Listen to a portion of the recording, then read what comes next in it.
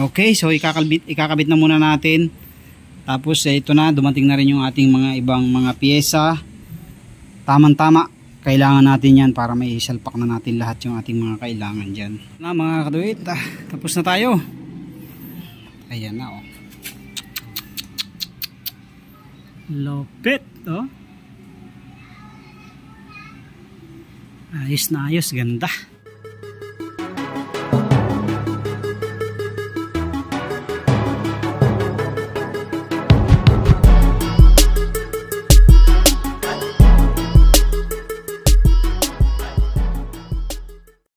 Yo, what's up mga kaditayan, welcome back dito sa ating YouTube channel. Kumusta po kayo? At ito na yung continuation natin. Kahapon na hindi naman tayo masyado nakapokus dahil mayroon tayong customer na dumating.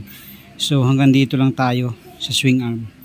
So nung hapon kinabit ko na rin yung elbow ng tambucho, pinit ko. Ayan, MT8 lang yung tambucho natin, mumurahin lang yan. 1,000 lang yan. So yan na yung itsura ng ating swing arm. Tapos nakapagpalit na rin tayo ng gulong. Kaso yung nakatabing gulong natin dyan sa likod ay mayroong biyak. Ipantitindig ko lang muna kasi wala pa tayong gulong na manipis eh. So yun lang naman yung problema niya. Ito lang naman. Kung dito lang naman yan, pwede pa naman yan. Pantindig lang. So bibili tayo ng 5100 pang unahan. Tapos itong 6090 yan. 6080 pala yan. 6080 yan ilalagay natin sa likod. So babaklasin muna natin, ililipat natin yung disc doon. Tapos kakabit natin yung gulong dito. Yan, kukuha natin yung gulong dito. Okay, so pakita na lang natin mamaya. Hindi ko nabibidyohan yung pagkakabit kasi common naman na yun eh. Papakita na lang natin yung mga after. Ayan, after lang natin. So dito natin ilalagay sa rear. Ito yung rear natin. Ayan na.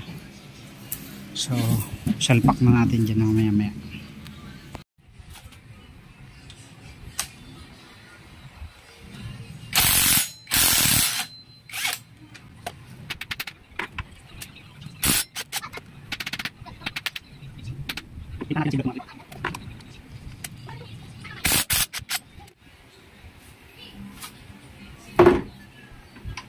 So ito yung disc. Tingnan natin kung makukuha ng linis pa. Tapos tanggalin natin yung gulong para makuha natin. Ilipat natin dun sa ating rear na rim. Tapos na natin ikabit. Ayan, 70-80 o 60-80. 60-80 na rear at 80 na unahan. Pareho lang pala yan. Kaya lang yung unahan mga kaduit, ano yun, may biyak na, papalitan natin ng bago yan. So pantindig lang muna. Okay, so ikakabit na muna natin. Tapos ito na, dumating na rin yung ating mga ibang mga piyesa. So tamang-tama, kailangan natin yan para may isalpak na natin lahat yung ating mga kailangan dyan. Okay, so dumating na yung color chain natin, yung ating mga spacer, ayan. Tapos yung ating brake arm nandyan na rin. So ang hindi lang pa dumating yung ating brake rod. Ayan, cable brake rod yung binili natin. Ano bang tawag dun? O cable type yung binili natin yung brake rod. Okay, thank you. So salpak muna natin. Malinis na natin yung disc mga kaduit. Medyo maganda pa pala naman ang appearance. Kulang lang talaga sa linis. Ayan. So ito na muna yung sasalpak natin. Medyo thin siya kumpara sa mga lighting disc. Ito light thin siya pero makapal. Ayan o, matibay. Salpak na muna natin. Tapos palitan natin yung mga tornilyo ng stainless. Ito kasi yung dati niya eh, bakal. So palitan natin ng stainless. Okay. So ayan na.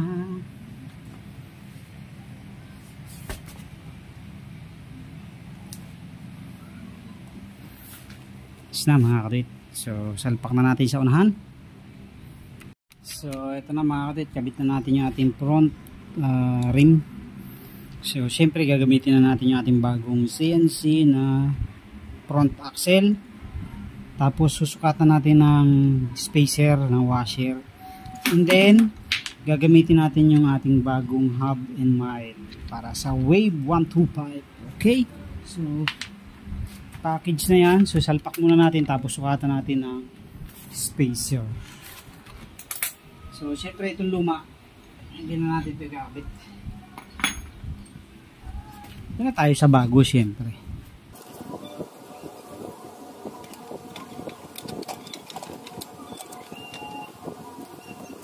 So ating bagong hub and mile. Wala na tong speedometer mga kabit, speedometer cable. Pero meron ako dyan na speedometer gearbox. So yun nga lang, hindi na muna natin siya ikakabit.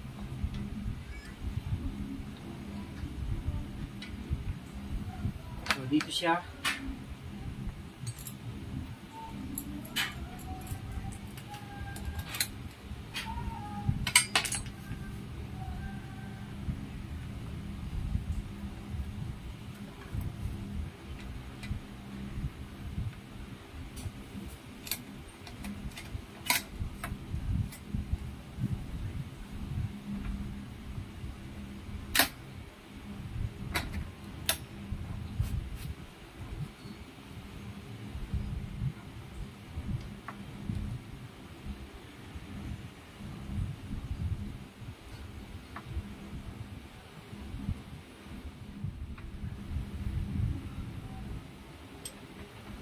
Okay.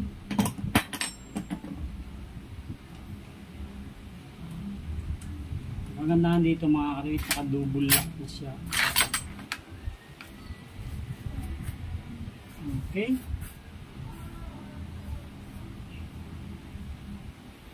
So, kabit na natin yung ating preno.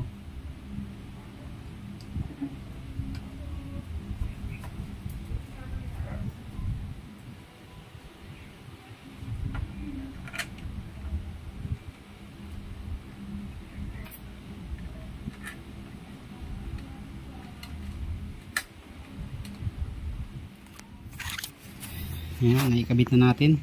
So ito, papalitan natin ito ng mas maganda at saka itong hose soon sa next nating target. So ayan na. See, medyo mababa pa pala yung, mataas pa pala yung kasako. Ibababa pa natin ng konti yan. So titindig lang muna natin tapos ayusin natin yung kasa niyan. Okay, next na natin itong likod. Kasi nandito na rin yung mga spacer niyan. Kompleto na rin pati yung ehe natin. Kahapon yung ehe natin kapos, kaya hindi na natin sinit up muna. Tapos yung brake arm natin wala pa rin. So ngayon nandito na, kaya pwede na natin isalpak pati yung kadena natin. Okay, so pilit ko lang yung tambutso niyan. Tatanggalin muna natin.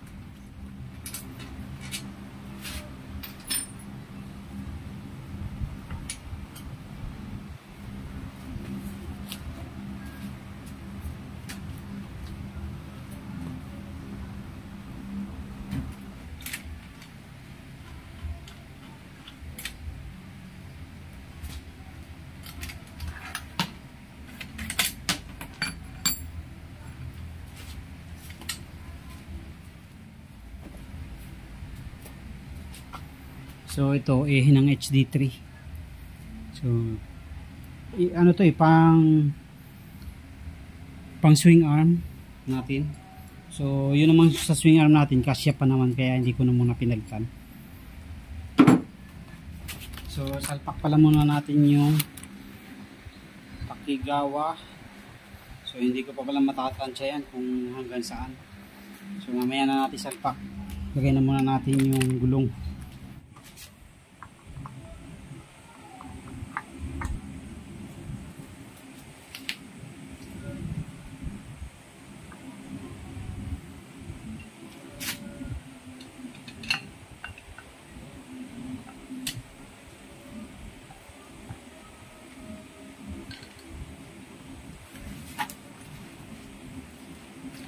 So ito yung spacer natin.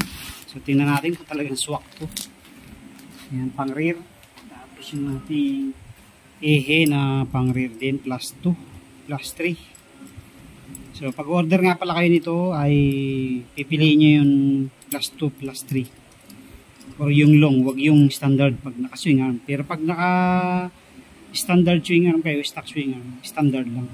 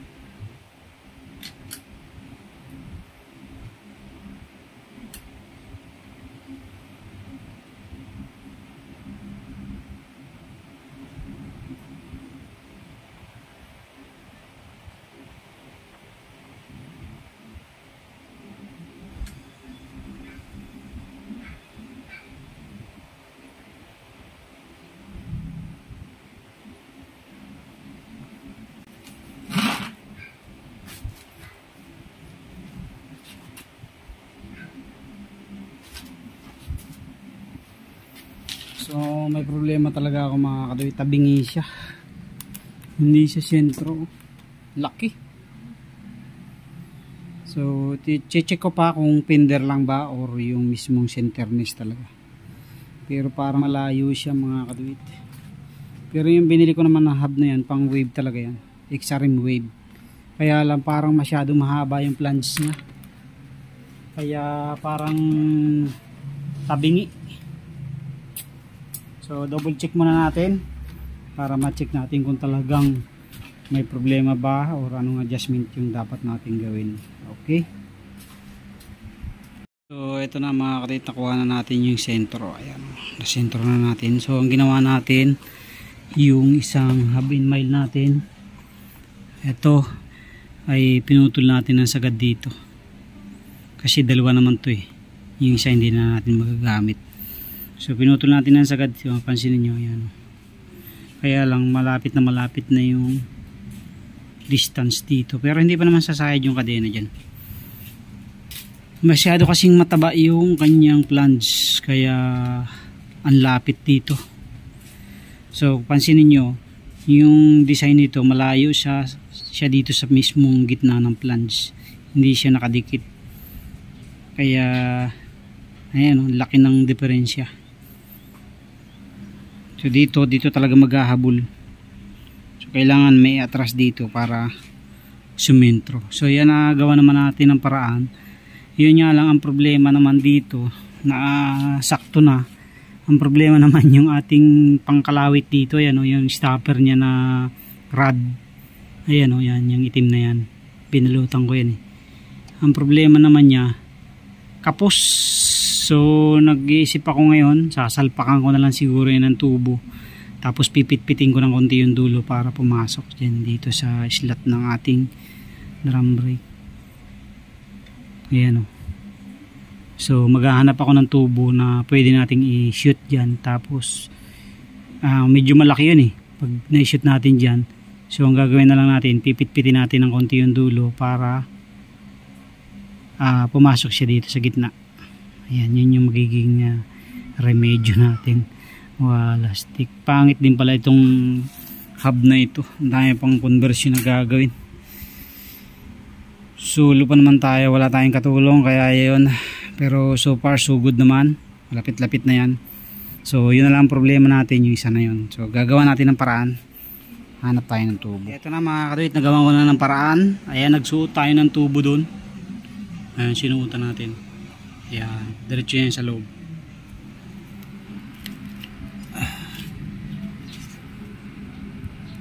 Yan. So okay na.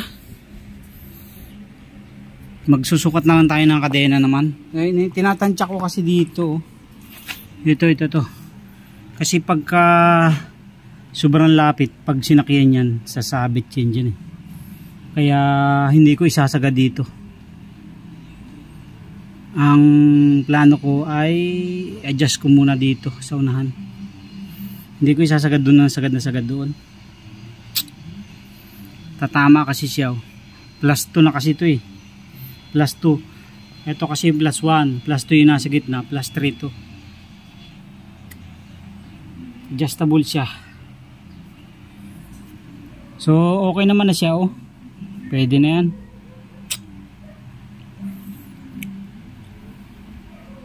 Adjust lang tayo ng kadena and then tama na muna, bukas naman ulit. Pahinga naman tayo dahil susundo tayo. Okay? So yan nga mga kadit, naputulan na natin ang ating color chain.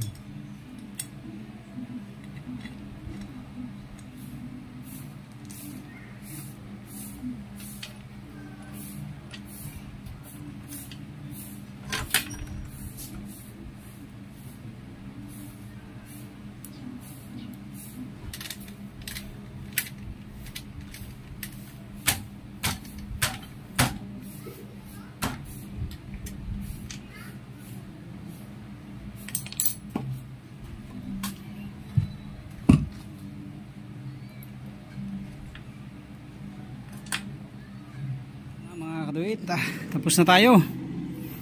So nagawa rin natin ang paraan. Ayan na oh. Lupit, oh. Ayos na ayos, ganda. So, kakabit na lang natin yung tambutso, tapos yung mga puputulan pala natin yan, yung tornilyo sa shock. Yan na lang muna ilalagay natin. Okay, so okay na yan. Bukas naman. Thank you very much po. God bless po sa inyong lahat. Yung tambutso, bukas ko na lang ipapakita. Tsaka yung sa preno. Gabi na. Pagod na tayo. Wala naman tayong gagawin bukas eh. Thank you. God bless po sa inyo lahat.